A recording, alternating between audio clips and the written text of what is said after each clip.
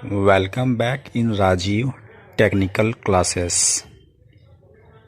मैं राजीव कुमार सिंह आप लोग के लिए जो टॉपिक लेकर आया हूँ उस टॉपिक का नाम है इलेक्ट्रिक पावर, पावर ट्रायंगल और इम्पीडेंस ट्रायंगल। ये टॉपिक बहुत ही इम्पोर्टेंट है, मोस्ट इम्पॉर्टेंट टॉपिक है आईटीआई के परीक्षा के लिए।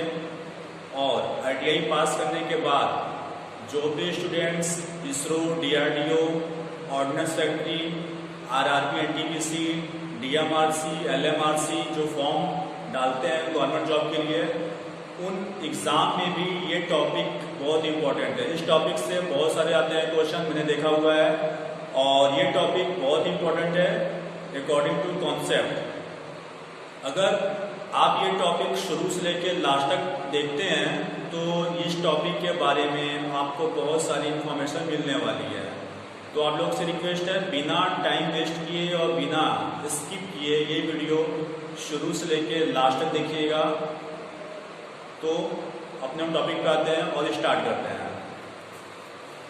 जैसा आप देख रहे हैं, मैंने लिखा है topic electric power, power triangle और इम्पीडेंस ट्रायंगल।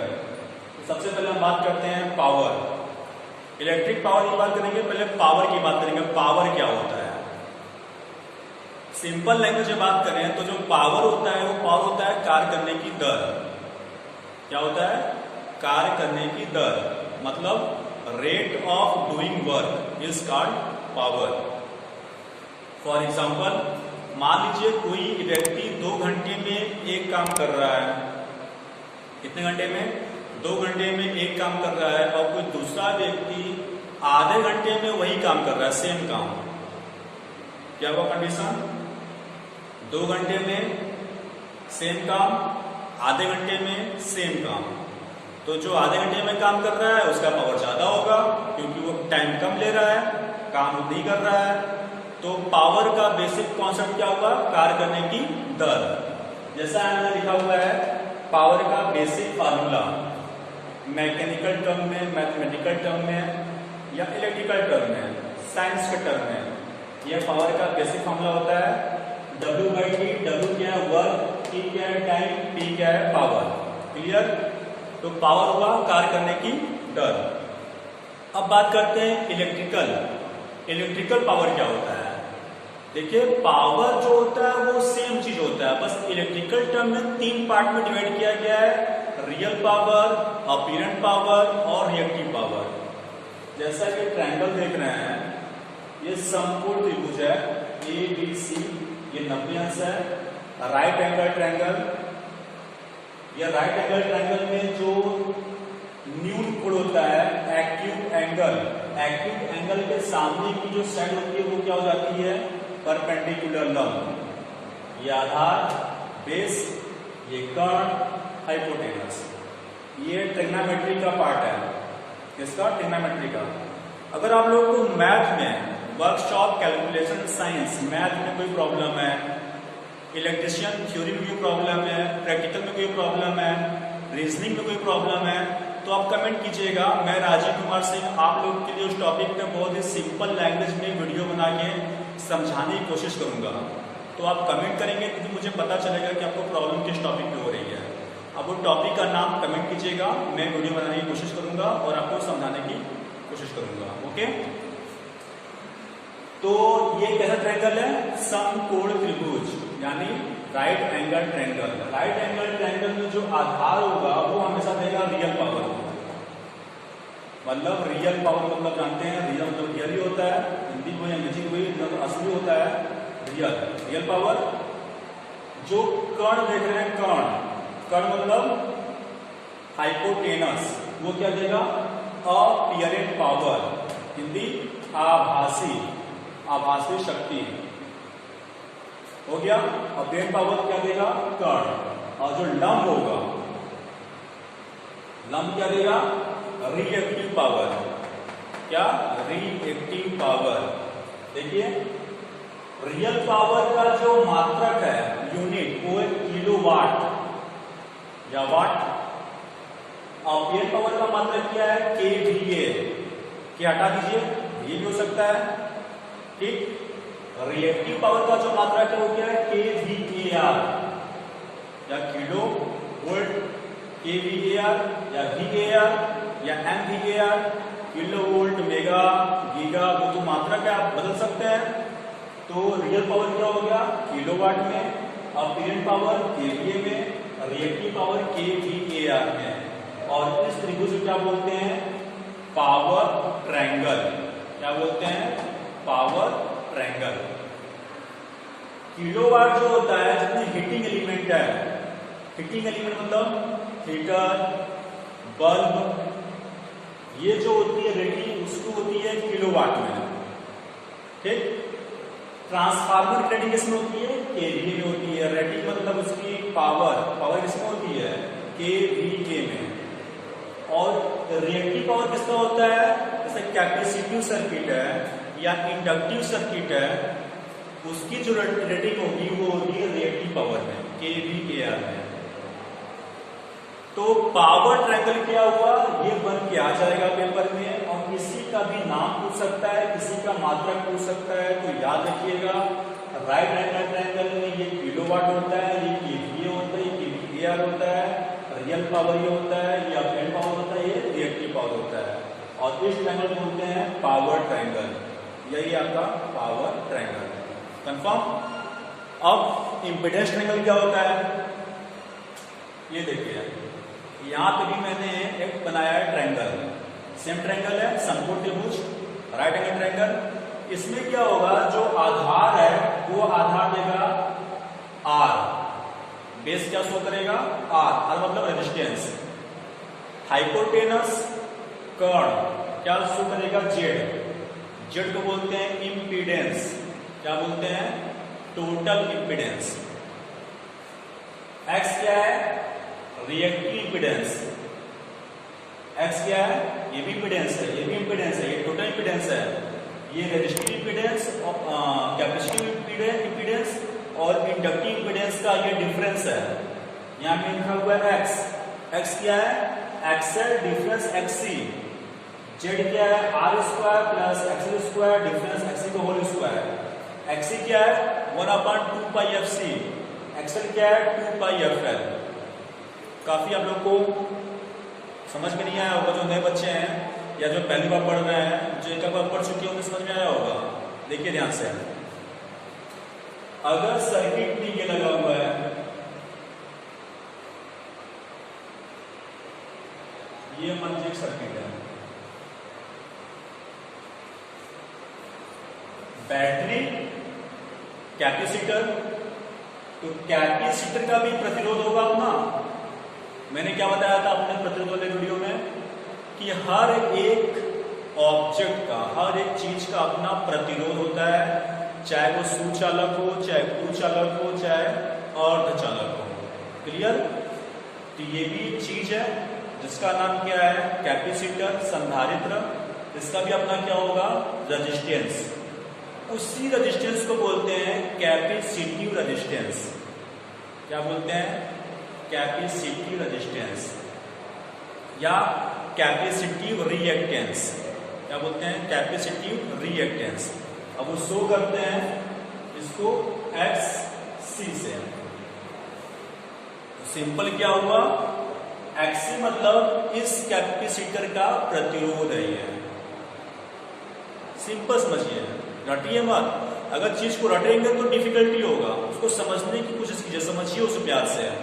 क्या हुआ कैपेसिटर का प्रतिरोध XC होता है, उसको XC बराबर होता क्या है 2 गुणे पाई गुणे फ्रीक्वेंसी गुणे C। ये XC का वैल्यू होता है, यहां पे लिखा हुआ है XC का वैल्यू 1 होगा यहाँ पे 1/2πfc। देखिए 1/2πfc। क्लियर। 2 कोई नंबर है, पाई का वैल्यू जानते हैं आप 22/7 या 3.14। F मतलब फ्रीक्वेंसी, C मतलब इस कैपेसिटर का कैपेसिटी कितना है, माइक्रोफैराड में दिया रहेगा क्वेश्चन में। 1/2 में कर देंगे तो X निकल जाएगा। X क्या है कैपेसिटिव रिएक्टेंस या कैपेसिटर का प्रतिरोध। X का फॉर्मूला ये होता है। XL क्या होता है इधर देखिए, मान लीजिए ये सर्किट है,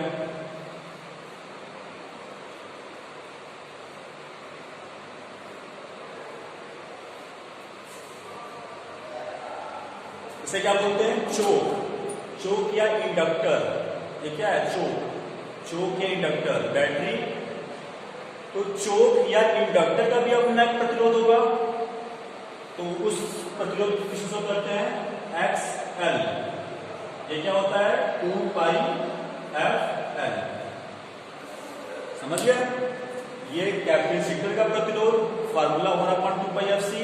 ये इंडक्टर का प्रतिरोध, जिसको बोला जाता है इंडक्टिव रिएक्टेंस। क्या बोलते हैं? इंडक्टिव रिएक्टेंस, यानी इंडक्टर का प्रतिरोध XL। XL का फॉर्मूला 2πfL। समझ गए? अब XL और XC दोनों का डिफरेंस ले लीजिए, अंतर। ये साइन होता है अंतर का, ये माइनस नहीं है, ये डिफरेंस है। जो बड़ा होगा उसमें से छोटे को माइनस करना है। तो XL चोक का प्रतिरोध, XC कैपेसिटर का प्रतिरोध, दोनों का अंतर ले लेंगे तो X निकल जाएगा। क्या निकल जाएगा? X। तो X निकल गया। Z निकालना है तो लंब और आधार दिया है तो कर्ण निकल जाएगा पाइथागोरस से। क्या निकलेगा? रूट में r² प्लस x², और x का वैल्यू ये दिया हुआ है, ये वैल्यू यहां पर रख देंगे। Z क्या है? Total impedance. Z क्या है? Total impedance. ये XC का फॉर्मूला, XL का फॉर्मूला। तो यहां से Z क्या हो गया? Total impedance. टोटल मतलब जैसे मान लीजिए ये सर्किट है, यहाँ पे L भी लगा हुआ है, C भी लगा हुआ है और R भी लगा हुआ है, और इस तरह से सप्लाई है।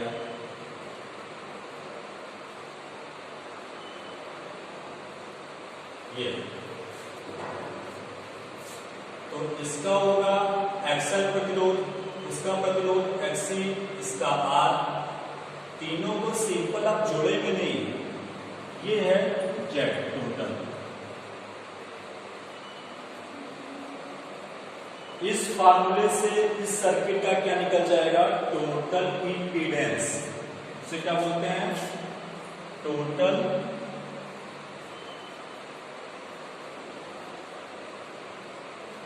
इंपीडेंस। समझ गए? सिंपल तीनों को जोड़ना नहीं है, ये लगाना है। मतलब ये Z है, इसका जो टोटल इंपीडेंस है, टोटल जो प्रतिरोध है वो Z है। क्या है? Z। और Z क्या होता है? ये स्क्वायर प्लस ये स्क्वायर का रूट। ये स्क्वायर, ये क्या पूरा? ये पूरा XC है, x² प्लस r² का रूट ले लीजिए। और x क्या होता है? XL में से XC को क्या करना है? डिफरेंस लेना है, कि हो गया टोटल इंपीडेंस। कंफर्म? और इस ट्रायंगल को बोलते हैं क्या? Impedance triangle. क्या बोलते हैं? Impedance triangle. ये है आपका इंपीडेंस ट्रायंगल। आधार होता है R, ये होता है XC, ये होता है Z। Z निकालना है तो पाइथागोरस लगा लीजिए, r² प्लस x² का रूट लीजिए। x क्या होता है? XL और XC का डिफरेंस, अंतर होता है। बड़े में से छोटे को माइनस करना है। और XC क्या होता है? कैपेसिटर का प्रतिरोध 1/2πfC। XL क्या होता है? 2πfL होता है। इसका प्रतिरोध इंडक्टर का, इसको बोलते हैं इंडक्टिव रिएक्टेंस, इसको बोलते हैं कैपेसिटिव रिएक्टेंस। कंफर्म? इस ट्रायंगल क्या बोलते हैं? Impedance triangle. ये आपका इंपीडेंस ट्रायंगल, ये आपका है पावर ट्रायंगल। तो याद रखिएगा, इसमें आधार क्या दे रहा है, कर्ण क्या दे रहा है, लंब क्या दे रहा है। इसमें पावर ट्रायंगल में, इंपीडेंस ट्रायंगल में आधार क्या दे रहा है? R। लंब क्या दे रहा है? X। कर्ण क्या दे रहा है? Z। Z क्या है? Total impedance. R क्या है? रिएक्टेंस, मतलब XL और XC का डिफरेंस। और Z निकाल सकते हैं पाइथागोरस से। XC क्या होता है? बता दिया मैंने। XL फार्मूला क्या होता है? बता दिया मैंने। फिर भी कोई प्रॉब्लम है कमेंट कीजिएगा। अब बात करते हैं पावर फैक्टर। इसकी पावर फैक्टर क्या होता है? देखिए, पावर फैक्टर जो होता है वो होता है cos फाइव। क्या होता है? cos five. और फाइव क्या है? फाइव वोल्टेज और करंट का जो वेव फॉर्म है, जो फेज है, उन फेज में कितना डिफरेंस है। जैसे मैंने ये ग्राफ बनाया है, ये जो ग्राफ देख रहे हैं ये वोल्टेज का ग्राफ मान लीजिए, और जो ये ग्राफ है ये किसका है? वेव फॉर्म किसका है? करंट का है। तो वोल्टेज ऐसे जा रहा है, करंट ये डॉट वाला करंट है, दोनों सेम फेज में नहीं है, आगे पीछे है, तो फेज में डिफरेंस है। वही फेज में जो एंगल आ रहा है, कोण, जो फेज में जो डिफरेंस आ रहा है वही फाई है। समझ गया? उसका कॉस्ट ले लेंगे तो क्या निकल जाएगा? Power factor. क्या निकल गया? Power factor. तो सिंपल पावर फैक्टर का डेफिनेशन क्या हो गया? वोल्टेज के फेज और करंट के फेज, वोल्टेज के फेज और करंट के फेज में जो फेज डिफरेंस आता है उसका कॉस ले लीजिए, कोज्या। तो कॉस फाई आ जाएगा। फाई क्या है? Phase difference. और कॉस फाई को क्या बोलते हैं? Power factor, PF, power factor. समझ गए? अब देखिए, अगर ये सर्किट है, कैपेसिटिव सर्किट है, तो हमेशा करंट आगे होता है। बहुत ही मोस्ट इंपॉर्टेंट क्वेश्चन है। कैपेसिटिव सर्किट मतलब केवल कैपेसिटर लगा हुआ है, तो हमेशा करंट जो होता है वो वोल्टेज से आगे होता है 90 डिग्री। आप नोट कर लीजिए, कैपेसिटिव सर्किट में करंट वोल्टेज से 90 डिग्री आगे होता है। अगर सर्किट इंडक्टिव है, चोक वाला सर्किट है, तो करंट वोल्टेज से 90 डिग्री पीछे होगा। क्लियर? इसमें करंट आगे 90 डिग्री, इससे वोल्टेज से है। इसमें करंट पीछे है वोल्टेज से, कितना? 90 डिग्री। अगर मेरा सर्किट कैसा है? रजिस्टिव। रजिस्टिव मतलब ये लगा हुआ है, केवल पेट्रोल लगा हुआ है।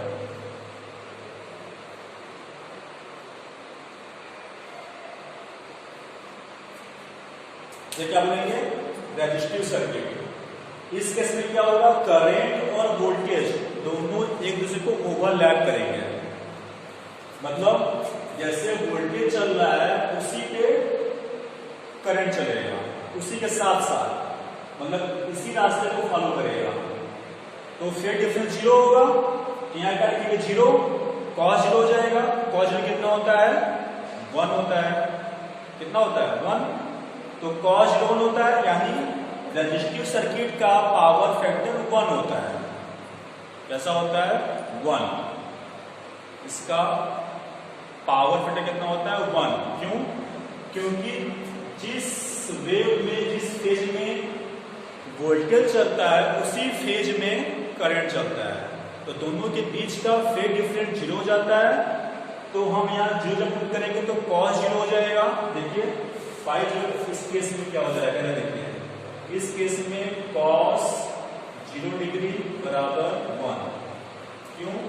क्योंकि कॉस फाई होता है पावर फैक्टर, इसको रखना है कॉस 0 डिग्री, ये आएगा 1। ये क्या है? पावर फैक्टर इसका रेजिस्टिव सर्किट का।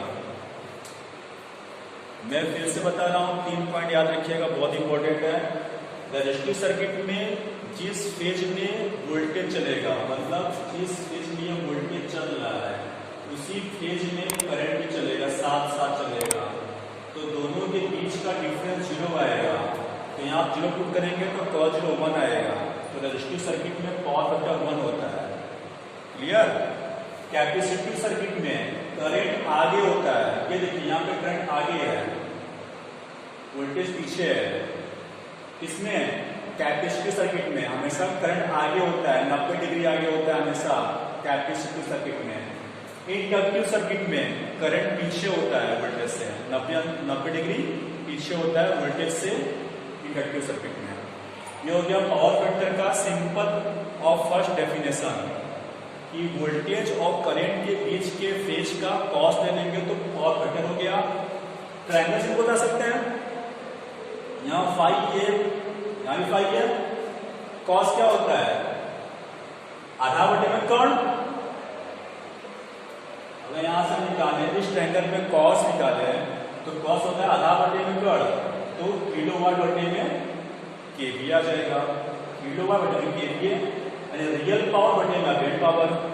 वही लिखा है मैंने, रियल पावर आरपी बटे में अपेरेंट पावर। इस ट्रायंगल को देख के आप कॉस निकालिए, सिंपल कॉस फाई निकालिए तो रियल पावर बटे में अपेरेंट पावर आएगा, किलोवाट बटे में केवी आएगा। इम्पीडेंस ट्रायंगल से कॉस निकालेंगे तो आर बटे में जेड आएगा। देखिए कॉस फाई आर बटे में जेड। तो पावर फैक्टर का 3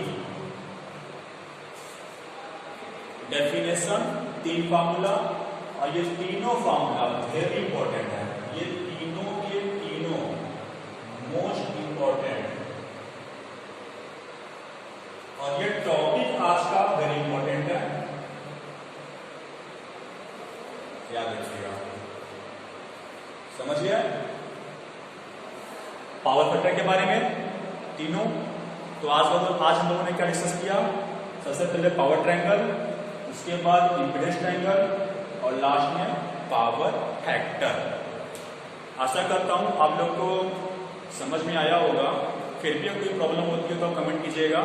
मैं राजीव कुमार सिंह आपको फिर से समझाने की कोशिश करूंगा, और कोई भी टॉपिक समझ नहीं आता है तो फिर से मैं कहना चाह रहा हूँ उस टॉपिक का नाम आप कमेंट बॉक्स में कमेंट कीजिएगा। Okay, thank you for watching. Thank you.